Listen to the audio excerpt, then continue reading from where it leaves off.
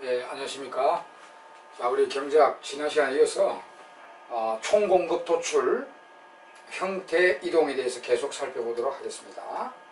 자, 지난 시간에 일부 총공급의 도출에 대해서는 약간 설명을 드린 거에 다시 설명드려 보겠습니다. 자, 이렇게 노동시장이 있고 노동수요, 노동공급, 노동시장 균형, 균형고용 L0, 균형임금 W0, 100원, 그 다음에 밑에 우리나라 총공급 능력 함수 Y, 고용에 통해서 공급 능력이 결정되죠. 자, 여기 이제 총공급이 도출되는데 PY 평면에 원래 물가가 P0였습니다. 여기 월가 P0에 균형 L0, Y0, 국민소득 Y0, 여기가 A점입니다. 도출하기 위해서 이제 물가가 P1으로 올라갔다. 10% 올라갔다. 올라갔으니 노동 수요자는 정확하게 알고 이제 임금을 110원, 여기 110원이죠. 여기까지가 110원입니다. 110원까지 올려줄 용이 있다. 아니면 더 많이 채용하겠다. 이렇게 올립니다. 노동 수요는.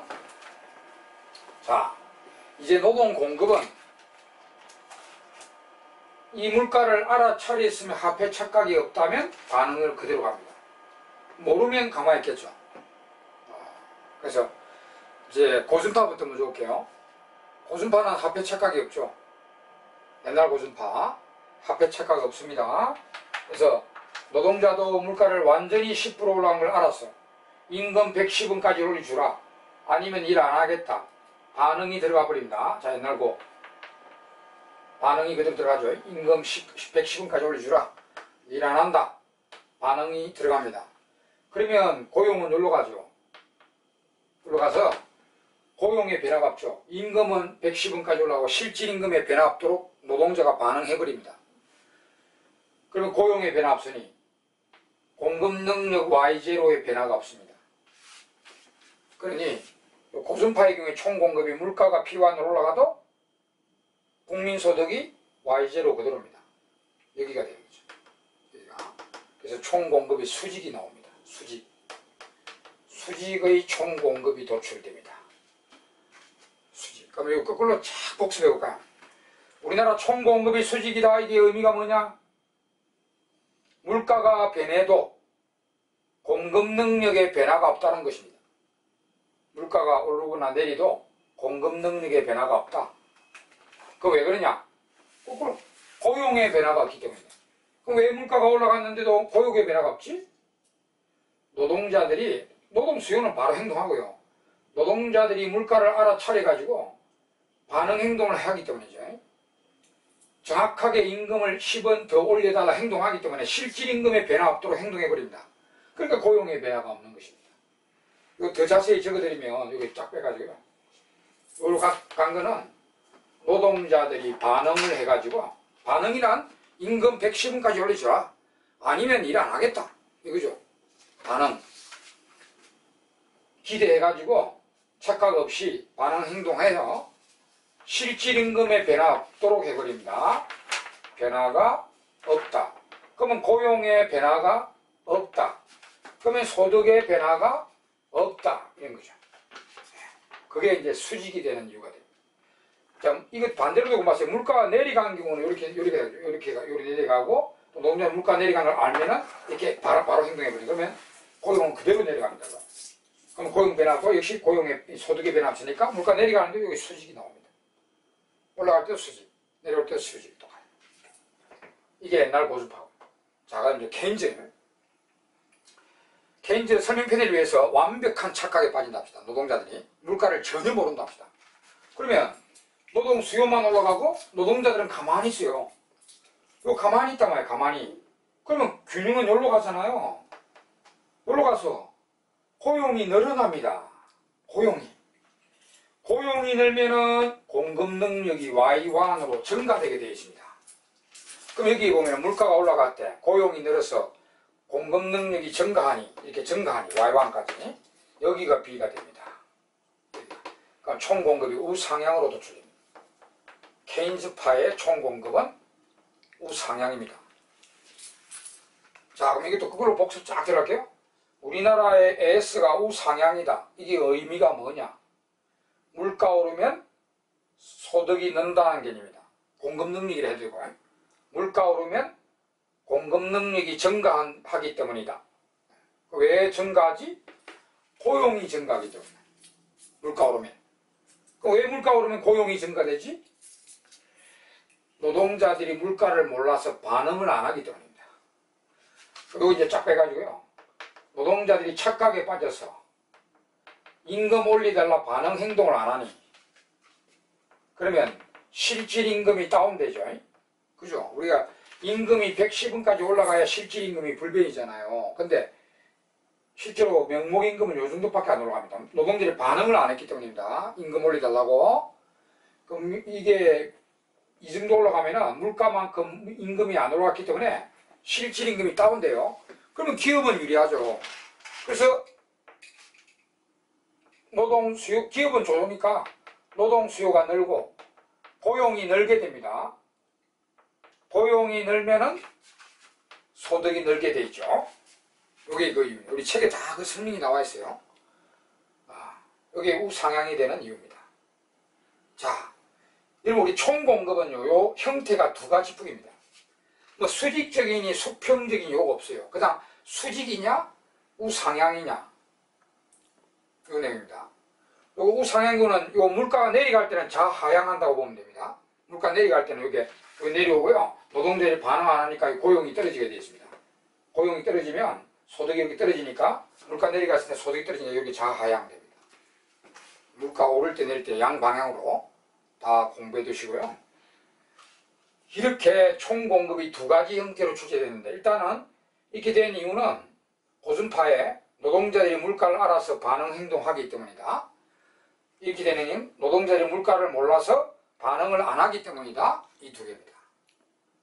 근데 여러분 이게 얼마나 중요하냐면은 이게 수직이냐 우상향이냐는 AS한테 중요한 게 아니고요. 요거 이 남편인 AD한테 중요한 겁니다. AD. 여기 잠깐 이제 미리 예습을 해보시면 여기 AD는 요 두 개, AS는 요 두 개를 다르고 해서 요 AD를 이렇게 그려볼까요? 이렇게. 요렇게 그려봤을 때요. AD의 능력, AD가 이동하여 소득을 늘리고자 합니다. 지금. AD를 이동하여 소득을 늘리고자 합니다. 할 때 자기 와이프가 이 노란 게 되어 있으면 그나마 소득이 늘게 되어 있죠. 그죠?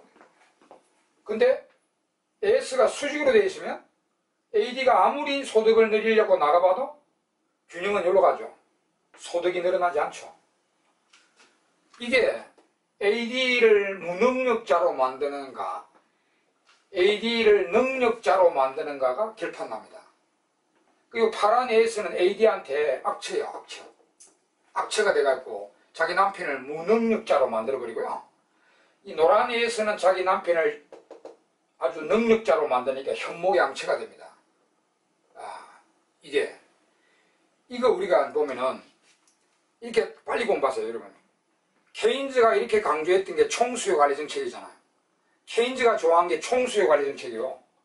이거 총수요 관리 정책으로 소득을 늘리고자 하는 케인즈가 강조한 거 아닙니까? 그러면 어차피 케인즈는 AS가 우상향으로 돼야 이 총수요 관리 정책이 효과 있게 되어 있습니다. 총공급이 수직이면 총수요 관리 정책은 전혀 소득에 효과 없습니다. 정부의 재정금융이 무능력자가 됩니다.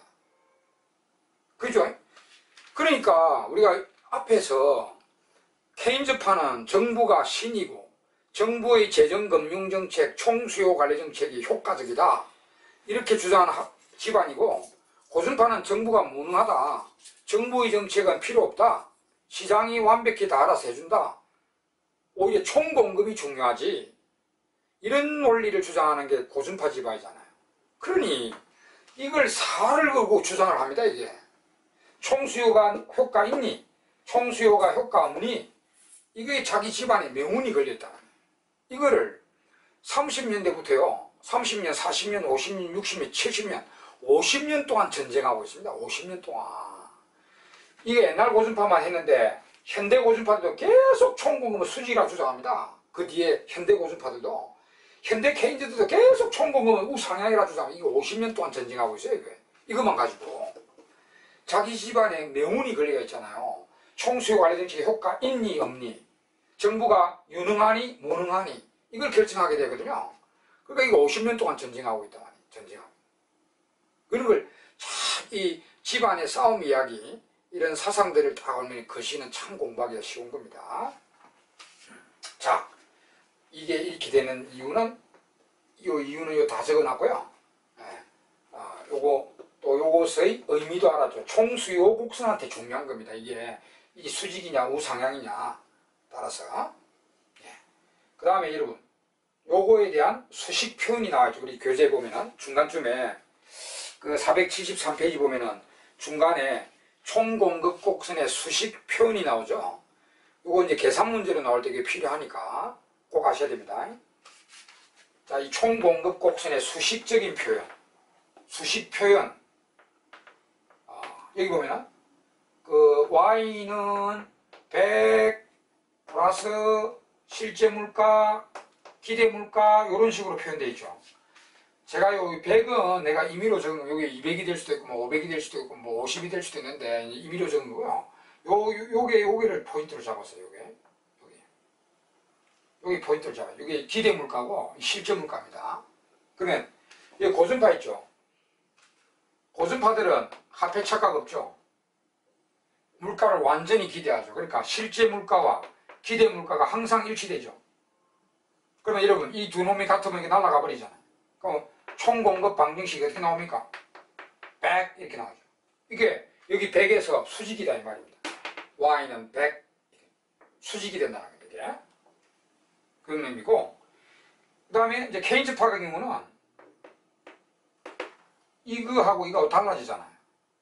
물가 올랐을 때 기대 못하니까, 물가 올랐을 때는 이걸 기대 못하니까 P가 작고, 물가가 내려갔을 때는 요 내려갔는데도 기대 못하니까 P가 P보다 적어지죠. 올라갔는데도 내려갔는데도 이건 기대가 안 되니까 이게 틀려지게 됩니다.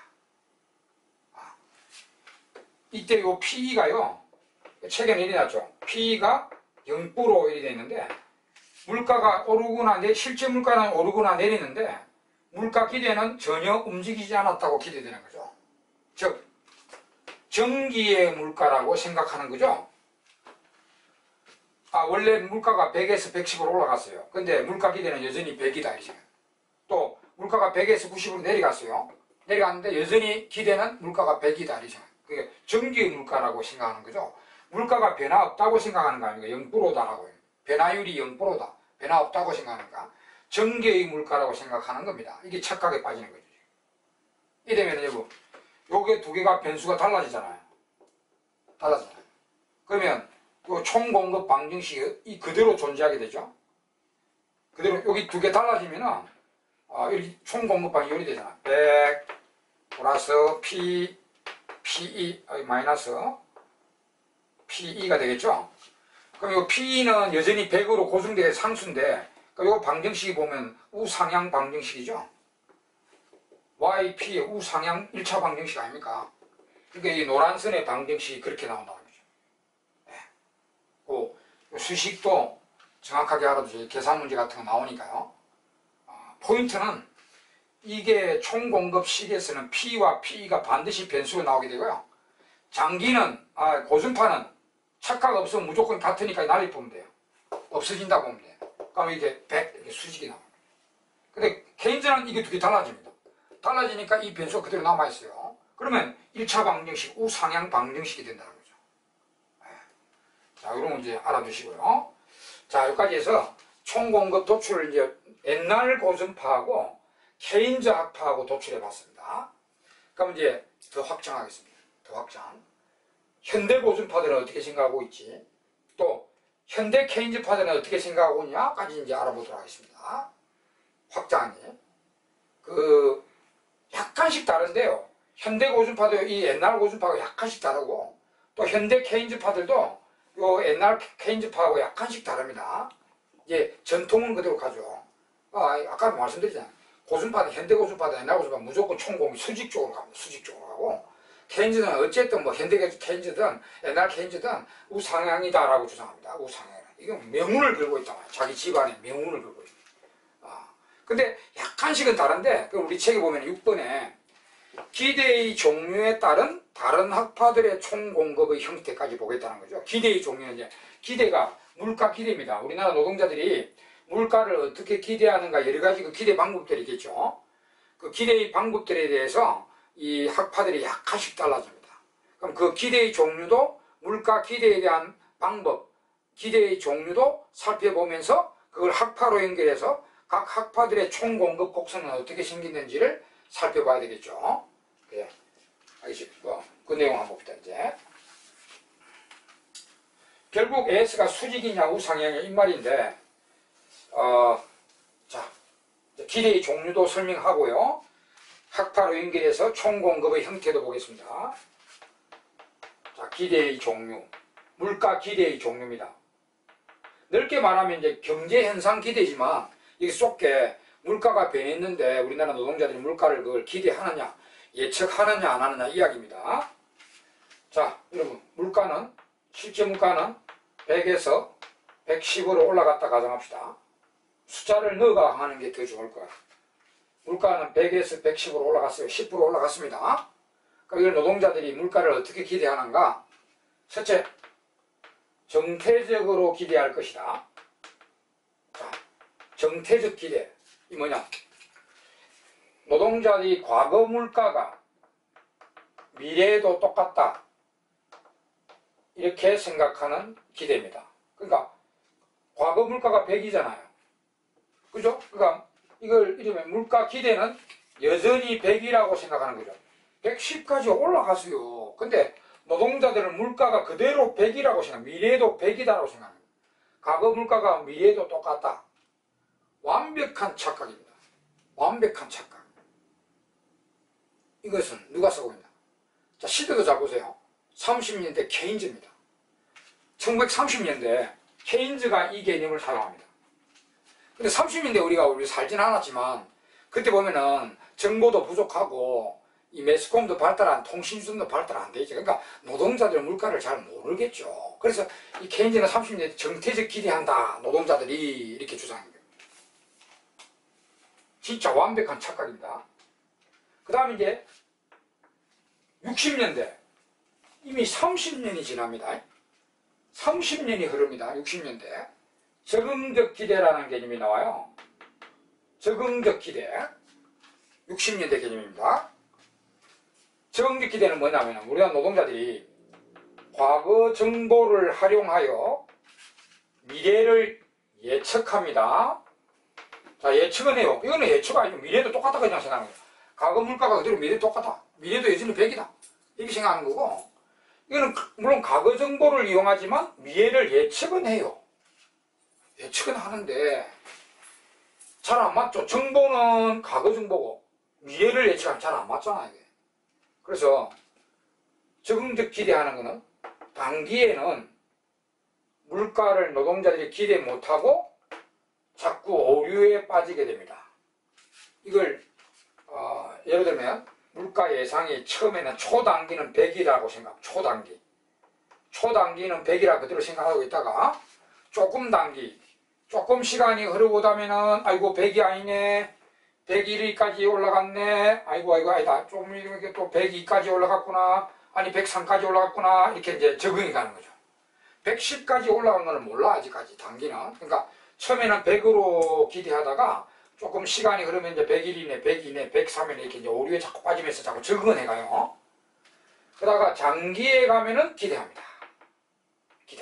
장기에는 물가 기대가 110이라고 알게 됩니다. 그럼 여러분 적응적 기대는 요거 정리해두고 과거 자료를 이용해서 미래를 예측하는 행위입니다. 그러니까 단장기가 포인트입니다. 단기는 기대 못하고 오류에 빠지다가 장기에는 기대한다. 이게 이제 적응적 기대입니다.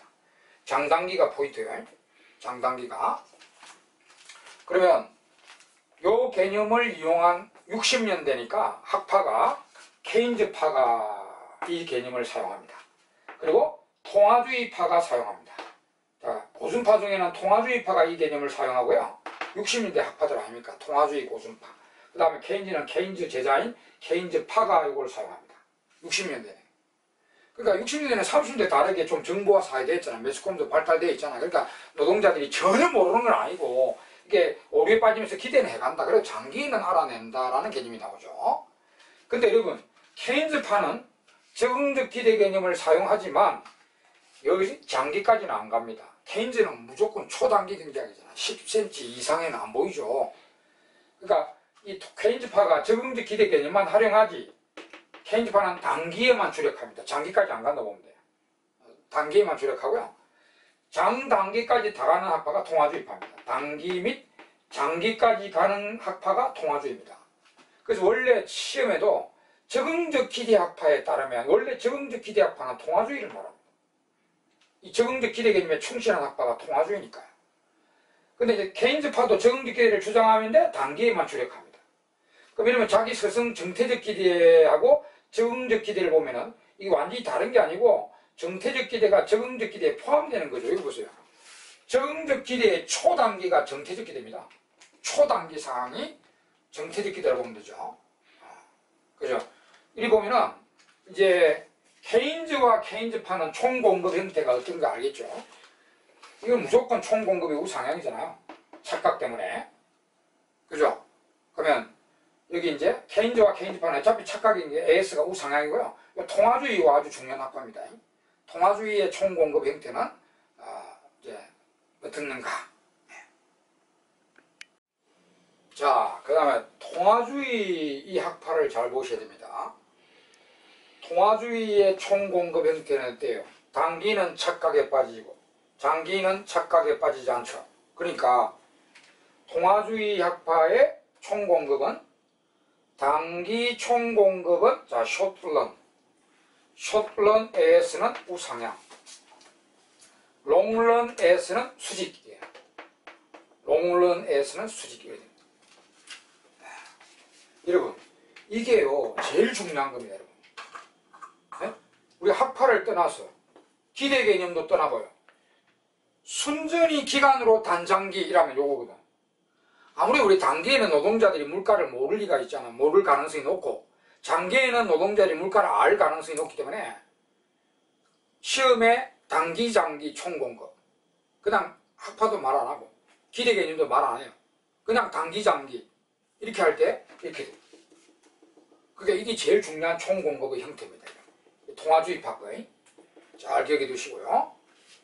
자, 그 다음에 이제 10년 흘렀어요. 10년 흘러서 70년대에 합리적 기대가 나옵니다. 합리적 기대한다. 노동자들이 합리적 기대한다. 합리적 기대는 자, 적응적 기대는 과거 정보를 활용하여 미래를 예측하죠. 그래서 단기에는 잘 모르잖아요. 장기만 알지. 이거는 과거 정보도 아닙니다. 현재입니다. 주어진 또 모든 정보를 입수해서 합리적으로 예측한다는 겁니다. 주어진 현재 모든 정보를 입수해서 합리적으로 예측하는 얘기입니다. 그러면 이놈은 정보만 주면 다 알아버린다. 주어진 모든 정보입니다. 정보만 주면 다 알아버린다. 그러면 정보를 줬다는 게 뭐냐면 예상된 정책에 의한 물가 상승이다. 자, 예상된 정책이란 정부가 내년에 정부출 내린다. 내년에 이제 뭐 통화량 내리겠다 이렇게 발표를 다 해요. 국민들 다 알려버려요. 그러면 국민들이 다 알아버린다는 거죠. 그러면 예상된 정책이 일어나가지고 물가 오르면 이거는 단기에조차 완벽히 기대해버린다는 겁니다. 완벽히 기대.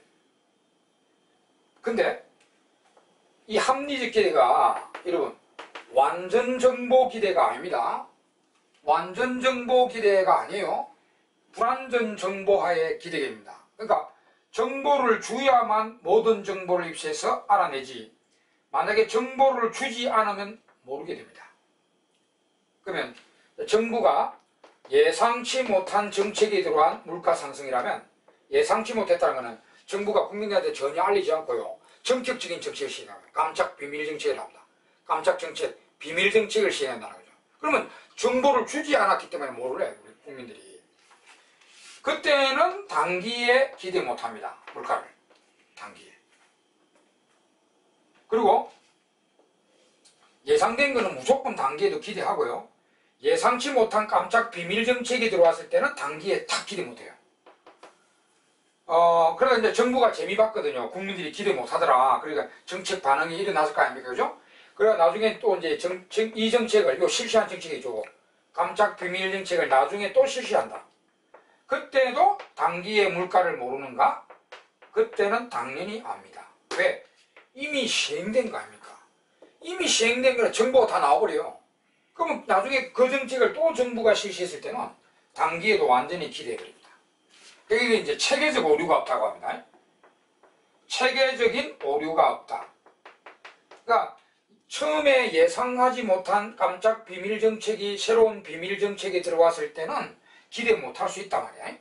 근데 나중에 이 정책을 계속 시행할 때는 단기에도 정확하게 기대해버립니다. 체계적 오류가 없다. 근데 적응짓게 되는 오류에 자꾸 빠지죠. 이게 무슨 말이냐?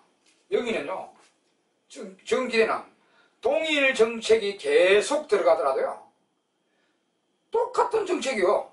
똑같은 정책을 계속 시행하더라도 단기는 계속 몰라. 장기만 알아. 체계적 오류가 빠지는 겁니다. 이거는.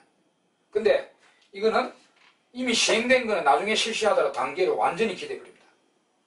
그리고 처음부터 예상된 정책이 들어오면 무조건 단기에도 기대합니다. 이게 합리적 기대 개념입니다. 그럼 이러면 장기라는 말은 없죠. 그럼 여기 장기라는 말이 없는데 장기는 어찌 될까요? 무조건 기대겠죠. 아니, 단기에 기대할 가능성이 높아지는데 장기는 말할 필요 없습니다. 무조건 기대입니다. 단기에 기대하냐 못하냐 이런 논리인데요, 지금. 예. 여기 이제 합리적 기대인데요. 그럼 여기 70년대 요 기대 개념이 나왔어요. 그럼 이 합리적 기대는 원래 그 70년대 고순파, 새고순파의 개념이다. 새고순파에 70년대 이제 그 새고순파가 등장해가지고요. 이 새고순파는 이제 옛날 고순파를 많이 닮았다는 고순파인데, 이 새고순파가 이 합리적 기대 개념을 들고 들어옵니다. 여기 60년대고 70년대잖아요. 요 10년밖에 안 되지만 요 때는 엄청난 그 정보화 사회가 발달되고요. 매스컴 발달되고 통신수단이 발달하니까 10년간이라도요. 엄청나게 정보가 많아지게 되는 거예요. 그러니까 이 노동자들이 정보 획득 이 수단들이 많아지기 때문에 합리적 기대 개념이 나오게 되는 거죠. 그 새고순파가 요걸 주장하면서 이제 강력하게 케인즈파 진영에 도전하게 됩니다. 그러면 합리적 기대 개념에 따른 총공급 곡선은 어떻게 됩니까? 원래 합리적 기대파는 새고순파를 말해요. 그럼 합리적 기대 개념에 따른 총공급을 끄면 거의 수직이겠죠. 기대 다 하잖아, 단기도. 그러니까 합리적 기대 개념에 따른 총공급은 단기조차 수직입니다. 단기조차 수직이 나옵니다. 옛날 고순파를 많이 닮아가죠? 옛날 고순파는 예한 경우도 총공급이 수직이잖아요. 그러니까 이 학파도 단기조차 총공급은 수직이에요. 단 예상된 정책이 들어왔을 때입니다. 근데 여기 보면은 예상하지 못한 새로운 깜짝 비밀 정책이 들어오면 단기에 기대 못하죠. 그러니까 그때는 단기에 S가 우상향이 될 수는 있다. 예상치 못한 정책이 들어올 때는 단기에 우상향할 수 있어요. 유일하게 예상치 못한 정책이 들어왔을 때만 이게 우상향합니다. 단기가. 그 외에는 예상된 거는 단기도 수직이고, 그럼 장기는 말도 없다. 장기는 무조건 수직입니다. 장기는 무조건 수직이에요. 그러면 이게 이제 원래 새고순파 합리적 기대학파의 총공급인데요. 이게 케인즈파를 매우 괴롭힙니다. 왜냐하면 이리 되면은 총공급이 수직이 될 가능성이 높아지는 거죠. 그 앞에서도 계속 말씀드렸잖아요. 케인즈파들은 운명을 걸고 자기 집안에 명운을 걸고 총공급이 우상향이라 수직이 아니다. 우상향이라고 주장해야 되잖아요. 근데 이 70년대 합리적 기대 개념이 나와가지고 총공급이 수직이 될 가능성이 굉장히 높아진다고 주장하니까 이 케인즈파들이 겁을 냅니다. 벌벌 떱니다. 이 큰일 났다 이거. 합리적 기대 개념이 나와가지고 우리를 괴롭히네. 근데 이 또 케인즈파들이요, 이거를 거부할 수가 없습니다. 왜냐? 시대가 30년대가 아니잖아요. 70년대인데 이때도 케인즈파들이 고리타분하게 노동자들 물가 모른다 이렇게 할 수가 없는 겁니다. 이미 현대에서 하게 돼요. 그래서 케인즈파들이 엄청나게 고민합니다. 이거 어떻게 할까 이거. 합리적 기대 개념은 대단한데 이걸 우리가 인정해 줘버리면 총공급이 수직이 될 가능성이 높아지고 우리 집안은 망하게 된다. 이렇게. 그래서 고민하다가 별동부대가 형성됩니다. 별동부대. 케인즈파 집안을 건져내기 위해서 새로운 학파가 머리 좋은 경제학자들만 뽑아 차출해가지고요. 새 케인즈파가 등장합니다.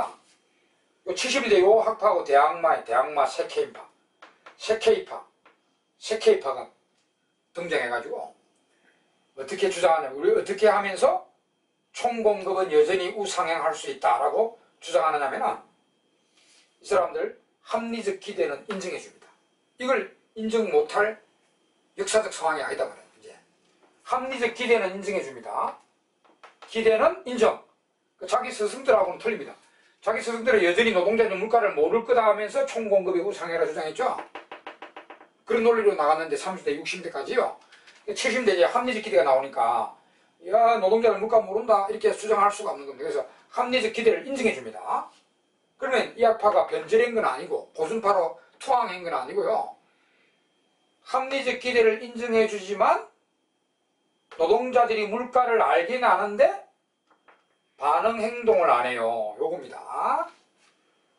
새 케인즈파의 주장은 아는데 반응을 안 한다. 반응이 뭐냐면 임금 올려주라 이래 안 한다. 이거 반응이죠.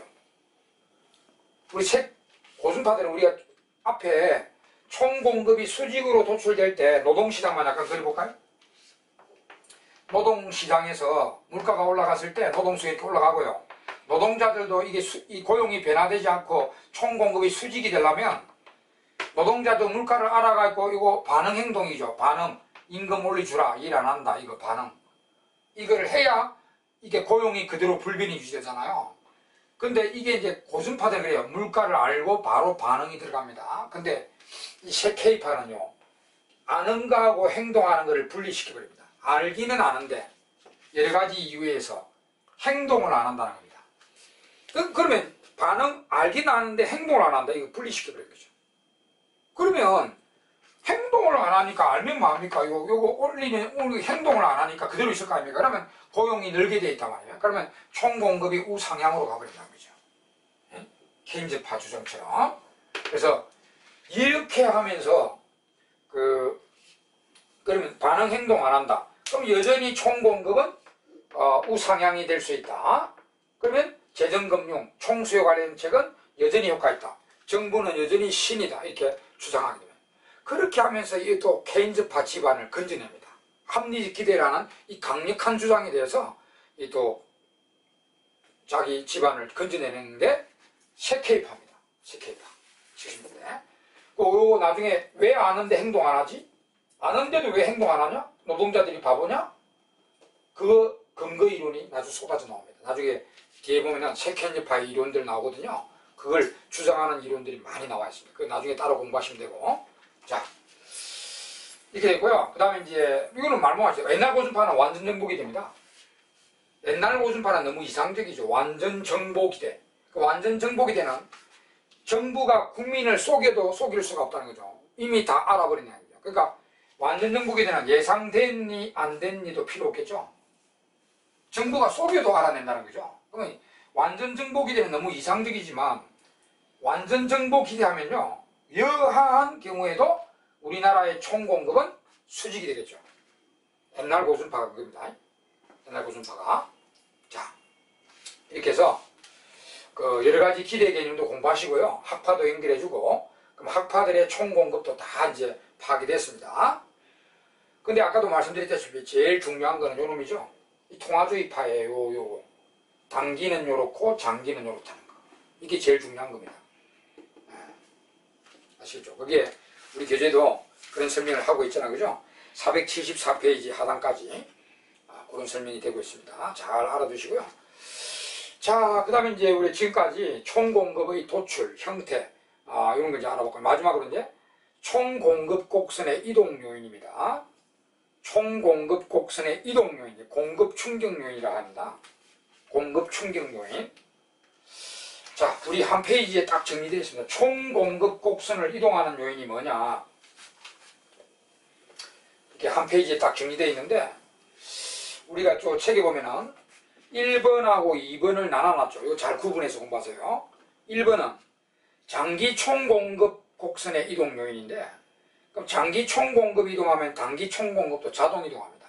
그림으로 보여드리면 1번 요인이 여기 우리나라 장기 총공급 능력 곡선이라, 장기 총공급 능력 곡선이 이렇게 우측으로 좌측으로 이동합니다.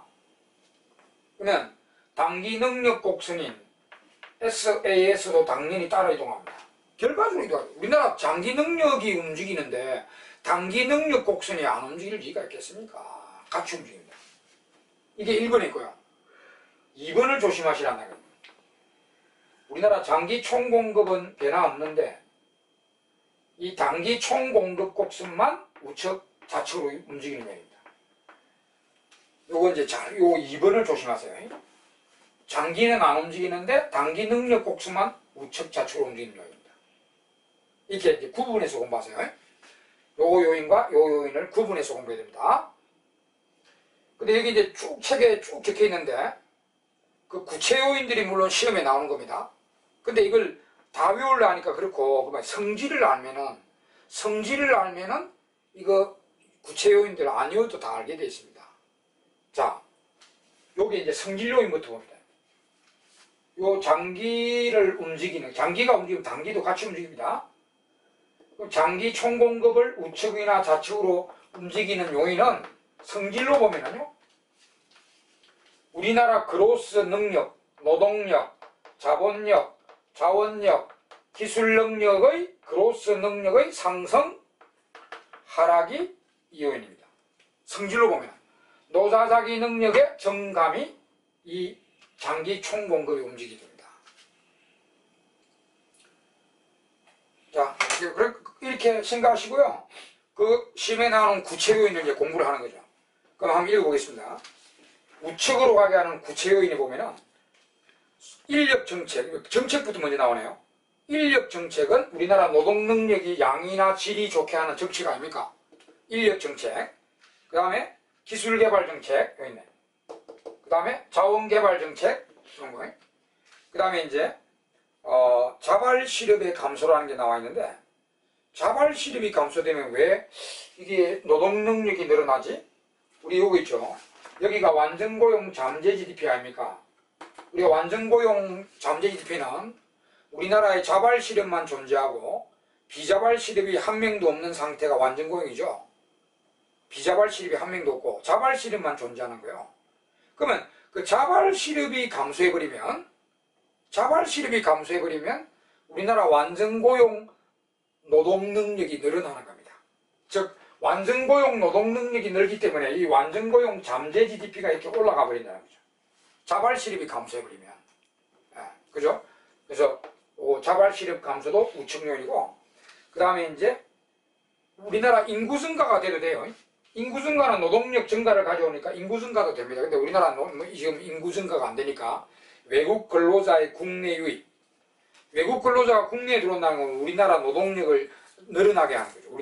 우리나라에서 일을 하니까 노동 능력이 늘어나는 거예요. 이런 것들이 이제 이에 해당되고요. 좌측 가는 거 한번 볼까요? 당연히 인구 감소는 노동력 감소입니다. 그 다음에 이제 자원 고갈. 그 다음에 자연재해로 인한 건축물 파괴. 자연재해가 원인이 아니고 자연재해 등으로 대홍수, 대지진, 전쟁, 이런 자연재해를 통한 건축물의 파괴가 포인트죠. 우리 건축물이 자본 능력 아닙니까? 공장시설 파괴, 대지진에 의해서 공장시설 파괴, 고속도로가 끊기고 아파트가 무너지고, 이게 건축물의 파괴라는 게 자본 설비거든요. 자본 능력이다 말이에요. 그게 감퇴된다는 거죠. 건축물 파괴가 포인트예요. 원래 자연재해라고 하면 그 밑에 여기입니다. 시험에 자연재해만 나온다면 요 밑에 겁니다. 근데 자연재해나 전쟁 등을 통한 건축물의 파괴, 자본 능력이 감퇴되는 겁니다. 그 다음에 이제 자발 실업의 증가, 그죠? 기술 퇴보도 있고 자발 시력의 증가, 뭐 이 반대로 되지. 그 다음에 노동자는 숫자는 그대로인데 노동자 옛날보다 우리가 여가를 더 선호하게 돼. 그럼 노동을 안 한다는 거죠. 노동자 숫자는 그대로지만 옛날보다 여가를 선호하게 되면은 일을 안 하는 노동 능력이 감퇴되는 거고요. 그 다음 그걸 또 가져오는 게 우리 시력보험제도 등 사회보장제도를 확대 실시하면 복지병이 걸린다잖아요. 사회보장을 확대 실시하면은 사람들이 일을 안 하려한단 말이에요. 여가 선호 경향이 더 강해지거든요. 일을 안 하려니까 노동 능력의 감퇴가 일어납니다. 그러니까 자책입니다. 그러니까 이 구체 요인들을 일일이 다 외우기는 좀 어렵고 이렇게 보면 노조자기 능력이 증가되고 노동 능력이 감퇴되는 거는 여기에 해당된다. 그래서 그 구체 요인들을 이렇게 쭉 공부하시면은 쉽게 알 수가 있겠죠. 네. 자, 그럼 이제 요거하고 구분해야 되는데 요거는 뭔가? 요거는 단기 총공급만 이동하지 장기 총공급은 이동하지 않는 요인입니다. 요걸 잘 구분해야 되겠죠. 그럼 요거는 제가 성질로 또 설명드리고 구체 요인, 시험에 나오는 구체 요인을 또 설명드려 보도록 하겠습니다. 다음 시간에. 자, 이번 시간은 여기까지 하고 다음 시간에 계속 요 총공급 곡선의 이동 요인부터 계속 또 설명드리도록 하겠습니다. 예, 수고하셨습니다.